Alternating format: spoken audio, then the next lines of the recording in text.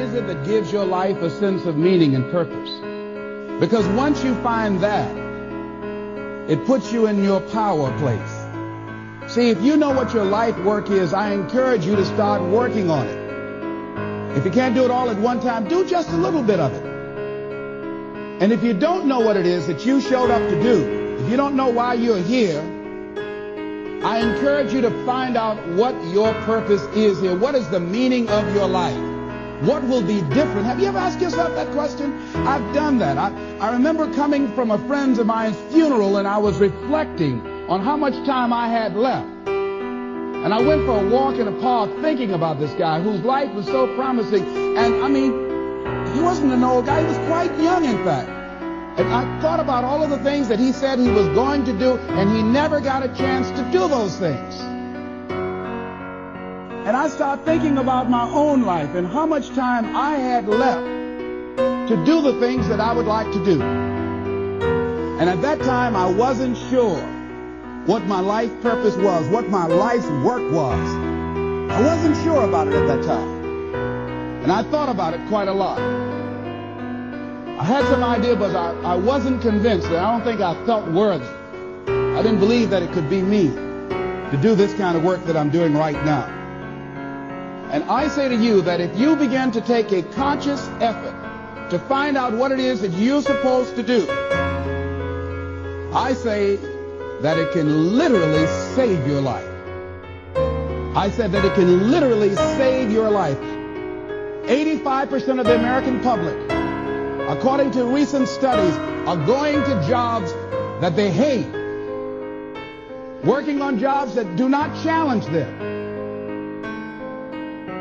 They get sick thinking about going. Because, see, when you go to a job and you already know how far you can go, you can already see that proverbial glass ceiling. See, when you're going someplace and you already know how much you're going to make, you already know how far you can go, you're in a dead-end position. It erodes your self-esteem. It lowers your sense of yourself. It creates an inner turmoil. It creates an emptiness in you. So I say that your life is worth finding what it is that you're supposed to do.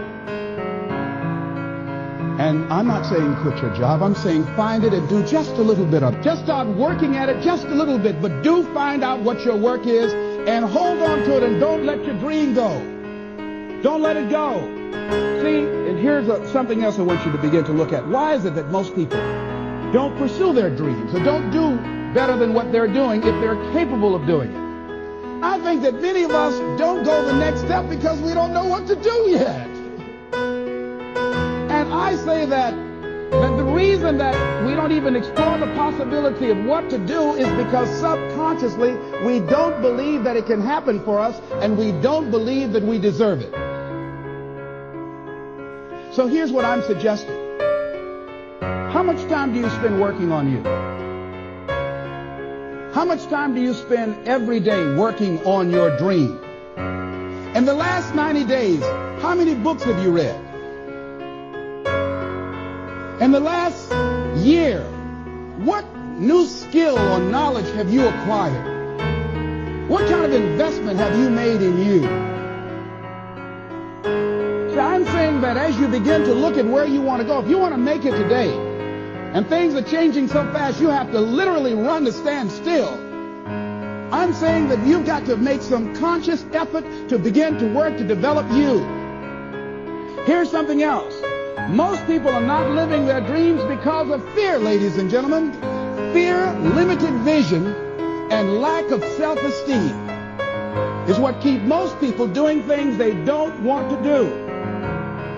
The same reason that people stay in relationships where they're abused or they're unhappy or it's unfulfilling, they can't see themselves beyond that relationship. They can't see themselves enjoying life without that person. They think that this is all that they can do.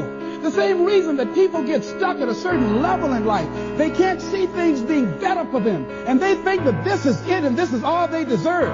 This is all they've ever seen. It's been passed on to them. And they think that this is it for them.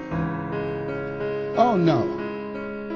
I was looking what Dr. Blanton Smiley Blanton, who was a colleague of Dr. Norman Vincent Peale, what he said about fear. He said, fear is the most subtle and destructive of all human diseases. Ladies and gentlemen, fear kills dreams.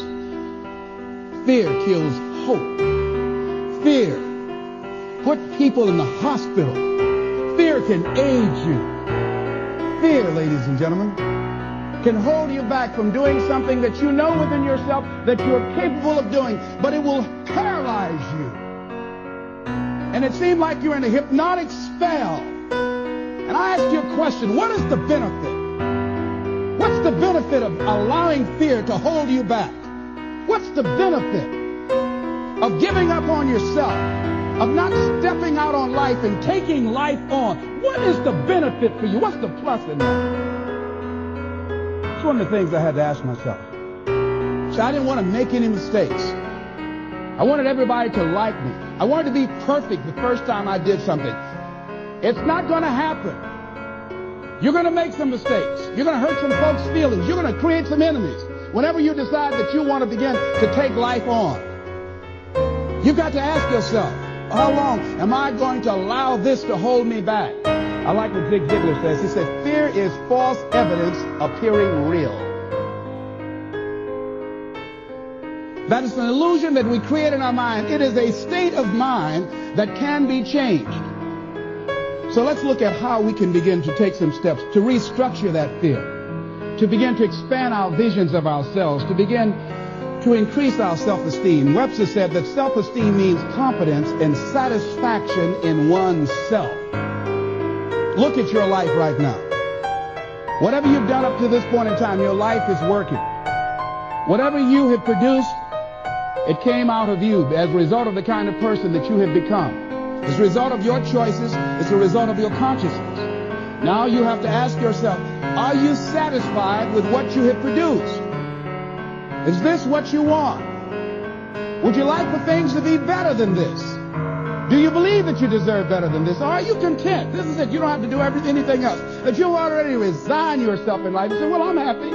I'm not starving like the people in Calcutta.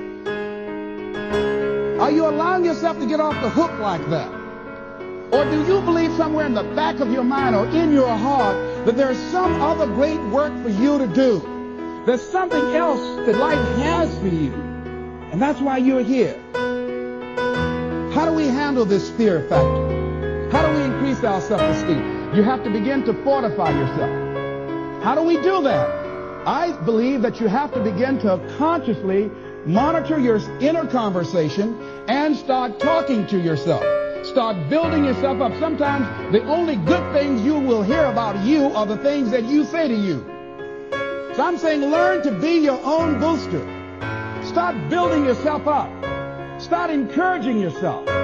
Start saying, I can do this. I can make this happen. When I started thinking about becoming a speaker, I said, yes, I can do this.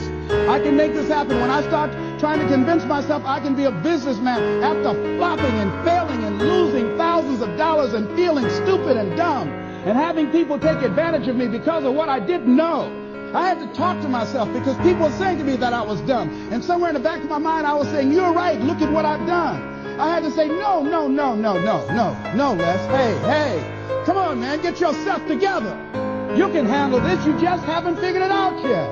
It's all right. This is your training period. This is the tuition you have to pay for what you don't know. You can do this. Other people have done it. It doesn't take an Einstein.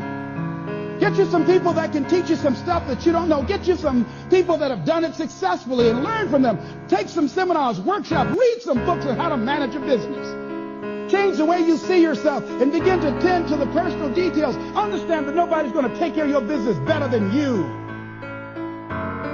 And when I start changing that kind of mindset of beating myself up because of my mistakes and start looking at the possibility of my doing better, of my making the adjustment that would enable me to do what I want to do successfully, things begin to change. I'm saying stop beating up on yourself. You do it. I know you do it. I've done it. It's a natural inclination for us to put ourselves down. See, we are born negative, I think, in a negative consciousness because we live in a negative world. Here's some other things, ladies and gentlemen. Begin to guard your mind stand against negative programming, like turn off the television. Don't watch the news. So you've got to guard the kinds of things that you put in your mind. See, if you don't program your mind will be programmed, because human beings are goal-oriented. That's why we die of broken hearts early. That's why we're running through life to early graves. We're going through life, ladies and gentlemen. And I think that Henry David Thoreau said that most men live in quiet desperation. Most of us go through life running scared. So we created this in our minds, false evidence appearing real. We made it real in our minds. That's why Churchill said there's nothing to fear but fear itself. That's the destructive monster.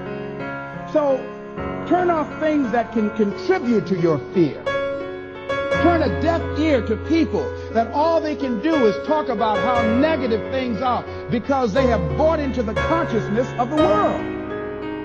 Start attending workshops, seminars, listening to tapes on a daily basis to begin to recondition your mind, to retrain your thinking. Faith comes by what? Hearing and hearing and hearing. Listen to things that can empower you, that can enable you to create a new reality for yourself, and a new life for yourself. You might appear to be strange around most people. You know, most people think you're strange if you're happy today. See, these people have not found their purpose in life. That's why they're grumpy. That's why they're miserable. That's why they're so negative. They're hurting and they want to hurt other people. So start practicing using programs for your mind. Seminars, books, workshops. Keep a journal. Record your thoughts. What's happening with you? Every day when you get up, have a journal near you. See, ladies and gentlemen, we get 3 to 4 thoughts a year that if we would act on those thoughts, they could change our life. What idea are you sitting on? Write your ideas down. And then, once you get that idea, take the leap. Take the leap. See, it's out here in the universe. If you don't take the plunge, I guarantee you, somebody else will. Take the plunge. Go into action. And ladies and gentlemen, you will be surprised at how things will come together. You'll be surprised. Now, you're going to have some difficult challenges. I can tell you that now. Be aware of that. Things are not going to work out exactly right. For a time, they will, sometimes. And that's when life is just playing a game with you. I want you to feel good and relax. But ladies and gentlemen, go into action with your dream. And don't avoid where the fights are. Get in the midst of the fight. Get knocked down so you can learn how to fight, so you can hold your position. See, most people don't get out in the arena of life because they don't want to fight. Most people don't get out there because they don't want to get knocked down. They don't want to be dropped to their knees. But see, you're going to be dropped whether you're on the field or whether or not you're sitting on the sidelines. You're going to be dropped. So at least get dropped for something. See, that's how most people are spectators in life. You don't want to be a spectator. You want to get out in the field where the action is. And you will be amazed. After the struggle, there will be a calm period and things will begin to click for you.